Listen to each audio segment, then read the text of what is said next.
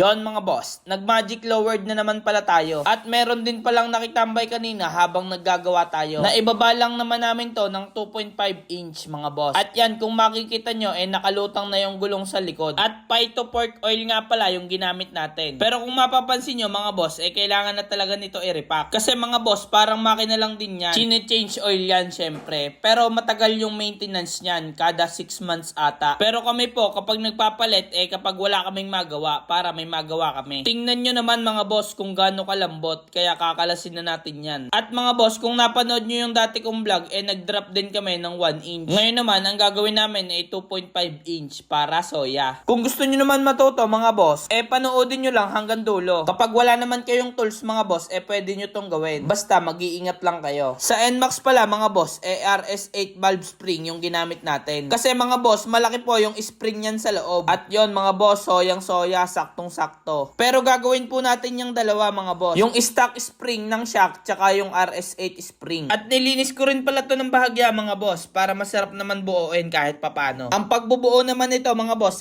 tingnan nyo na lang. Kasi hindi ko alam yung tawag dun sa nakatusok sa loob. At wag nyo rin pala kakalimutan yung tornilyuhan dun sa loob. Yung pinakatukod sa ilalim. Pero yung ginawa namin dito mga boss, hindi muna namin nilagyan ng langis. Itetesting muna namin yung play bago namin siya lagyan ng langis. At yon mga boss, soya na agad. Tingnan nyo naman yung play mga boss. Wala pa yung chicken oil, ganyan na agad yung resulta. Kitang-kita nyo naman mga boss kung paano bayuhin ni Boss LP. Bango? Bahaw.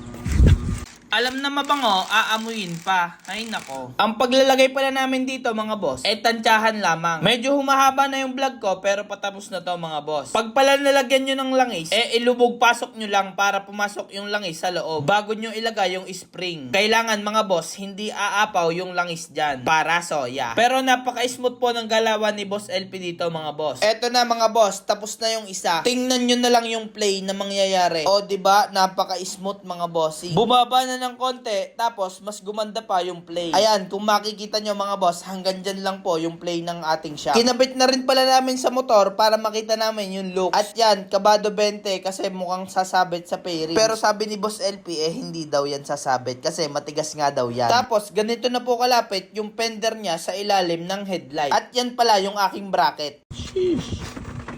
Oh, ganyan lang. Ay, ganda. Uy, ganda. Ay, baba mo. Ligi. Baba mo. Hindi, baba mo. Tuwal mo sa akin. Hindi ko may toto, hindi ko walang preno.